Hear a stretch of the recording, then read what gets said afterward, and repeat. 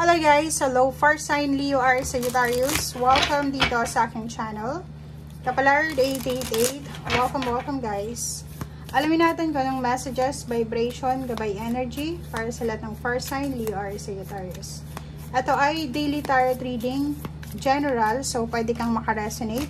Gamitin mo ang iyong intuition sa panonood. Okay, 3 cards tayo dito, Fire Sign Leo R. Sagittarius.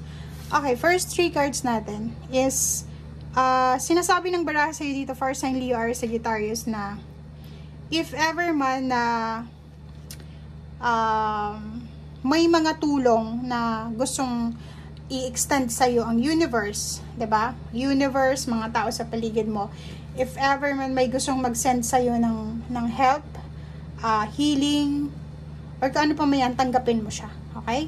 Huwag kang, parang huwag mong i-reject, 'di ba? Kung may gustong mag-reach out sa'yo, tanggapin mo siya. Kung may gustong makipag-usap sa'yo, kung gustong may magbigay ng advices or opinion, tanggapin mo siya sa araw na ito.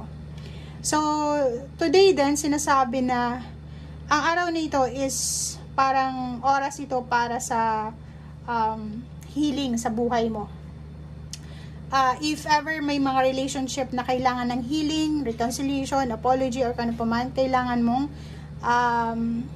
isa-action ito as soon as possible. Next is Archangel of Hope. Sinasabi ng baraha na may pag-asa. Kung may mga pinagdadaanan kayo sa ngayon, financial problems, stress, or kung ano man ito ng mga issues nyo sa inyong buhay, emotional or financial, huwag kang mawawala ng pag-asa. Nandito si Archangel Hope, sinasabi sa'yo na hanapin mo yung strength mo, hanapin mo kung saan ka magiging maligaya, hanapin mo yung liwanag, hanapin mo yung clarity, may pag-asa pa, okay? Deserve mo yung pag-asa, deserve mo yung new beginning. So, wag mong ililimit yan sa sarili mo. And yun, tanggapin natin kung ano yung mga tulong na gustong ibigay sa atin ng universe, ng ating Panginoon, ng mga tao sa paligid natin.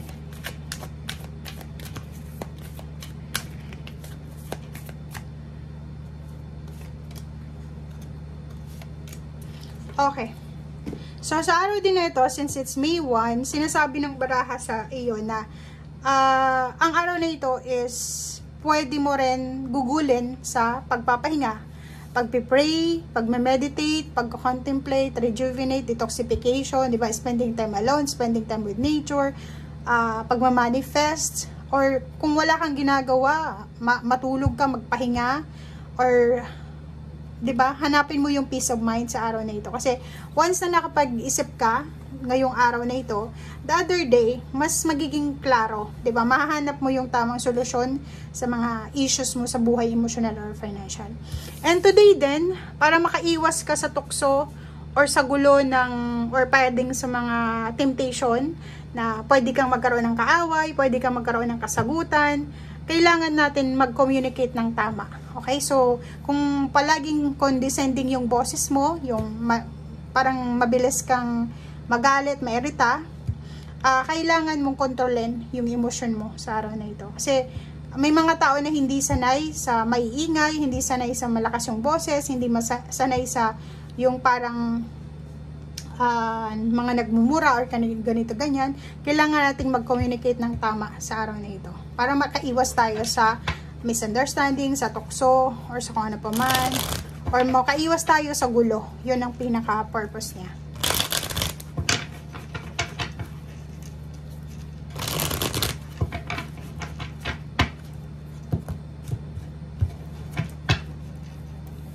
Okay, first sign. Sign of Wands. Okay, so nakikita ko sa'yo dito na may hinihintay ka na balita. It's either confirmation. So, may posibleng family occasion.